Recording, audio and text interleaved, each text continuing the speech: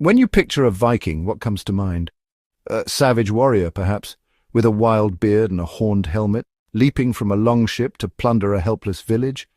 This image, seared into our collective consciousness, is one of history's most enduring and entertaining myths. But it is for the most part a fantasy. The iconic horned helmet, a 19th century invention created for a Wagner opera to make the Norsemen seem more fearsome and otherworldly. The reality is far more complex and infinitely more fascinating. To understand the Vikings, we must first strip away the caricature and look at the people themselves, the Norsemen. Hailing from the rugged, fjord-carved coastlines of Scandinavia, what we now know as Denmark, Norway, and Sweden. These were not a single, unified nation, but a collection of tribes and chiefdoms bound by a common language, culture, and religion. The very word Viking is a puzzle. In Old Norse, a Vikinger was a person who went on an expedition, usually by sea. Viking was the expedition itself. So to go a Viking was an activity, a summer's work of raiding and trading, not a full-time identity.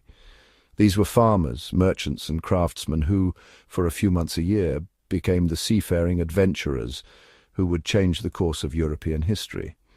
The era we call the Viking Age exploded into European history on a summer day in 793 AD. On the holy island of Lindisfarne, off the coast of England, a community of monks lived a quiet life of prayer and scholarship. Their peace was shattered by the sudden arrival of strange ships. From them poured warriors who sacked the monastery, slaughtered its inhabitants, and sailed away with its treasures. The Anglo-Saxon Chronicle recorded the event with dread. Here were dreadful forewarning.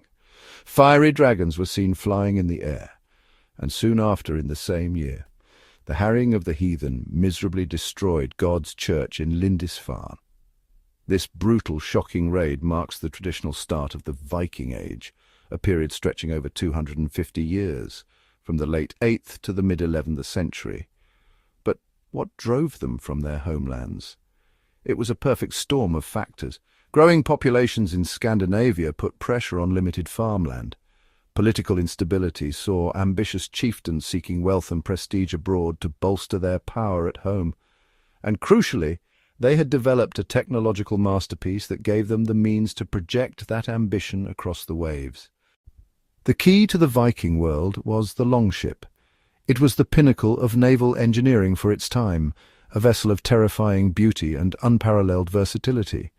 Its genius lay in its clinker-built hull, where overlapping planks were riveted together, creating a craft that was both incredibly strong and remarkably flexible, allowing it to bend with the force of the waves rather than break against them. Its long, narrow shape and shallow draft meant it could operate in water just a metre deep. This was its strategic advantage.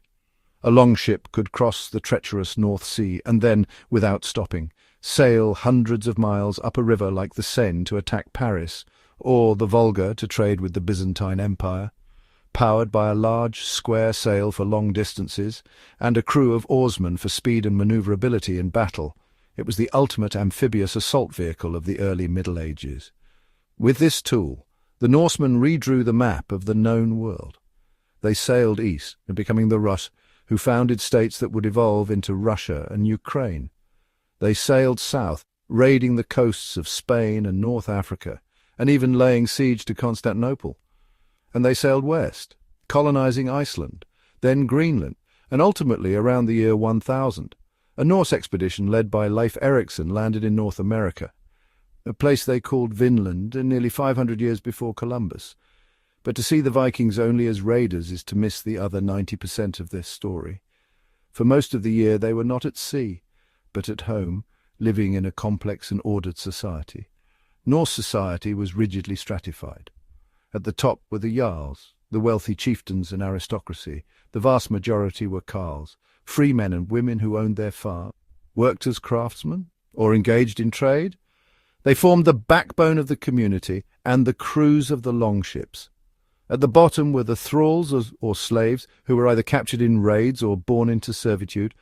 Life centered on the farmstead and the longhouse, a large wooden hall where an entire extended family lived together. Here, life was governed by the seasons. Planting in the spring, trading and raiding in the summer, harvesting in the autumn, and surviving the long, dark winter. And within this world, Norse women held a surprisingly powerful position compared to their European contemporaries. They could not become jarls or fight as warriors, but they could inherit property, run the farm while the men were away, initiate divorce, and were the undisputed masters of the household, symbolized by the keys they wore at their waist. The Norsemen left behind a rich cultural and spiritual legacy. Lacking widespread parchment, they carved their history and memorials onto stone. These rune stones, inscribed with the runic alphabet, stand today as silent witnesses, telling of voyages, battles, and loved ones lost. Their artistic expression, seen in elaborate wood carvings and intricate metalwork, was filled with gripping beasts and complex knotwork patterns. Their stories were preserved not in books, but in the powerful oral tradition of skaldic poetry, recited from memory in the smoky halls of chieftain. It was only centuries later, in Christian Iceland, that these epic tales were written down as the sagas. At the heart of their worldview was a vibrant pagan religion. They worshipped a pantheon of gods, the Aesir and Vanir, who lived in the realm of Asgard. There was Odin, the All-Father, god of wisdom and war, who sacrificed an eye for knowledge, and there was Thor, the mighty god of thunder, protector of mankind with his hammer Mjolnir, and there was Freyja, goddess of love, fertility, and war. They believed the universe was a series of 9 worlds, all connected by the great world tree, Yggdrasil.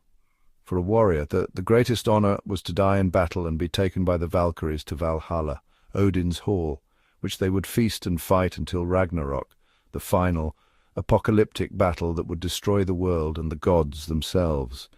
So why did this dynamic and explosive era come to an end? By the mid-11th century, the world that had created the Viking Age was transforming. The primary driver of this change was the slow but inexorable spread of Christianity throughout Scandinavia. As Norse kings converted, they brought their people with them, adopting European models of governance and religion. The old pagan beliefs faded, and with them, the worldview that glorified raiding and the warrior's death. Simultaneously, the scattered chiefdoms of the early Viking Age began to coalesce into centralized kingdoms, much like the rest of Europe. Kings like Harald Bluetooth of Denmark and Olaf Tryggvason of Norway consolidated power, raised national armies, and imposed royal taxes. The freelance expeditions of individual chieftains were replaced by the organized warfare of states. The end of the Viking Age is often symbolically dated to a single year, 1066. In a final, grand Viking invasion, the King of Norway, Harald Hardrada, sailed to England to claim its throne.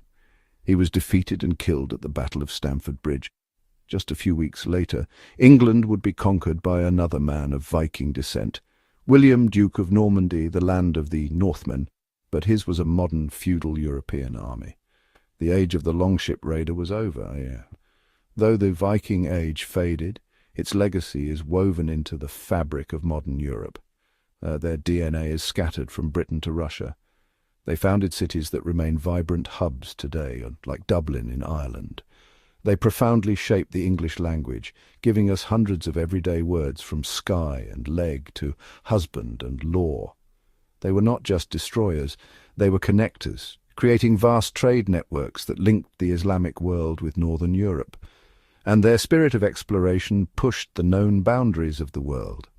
Today, archaeology continues to bring their world to life, unearthing ships, settlements, and treasures that challenge our old assumptions.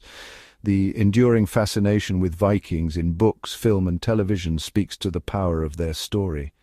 They capture our imagination because they were more than the one-dimensional warriors of myth. They were explorers and innovators, poets and pioneers, settlers and state-builders.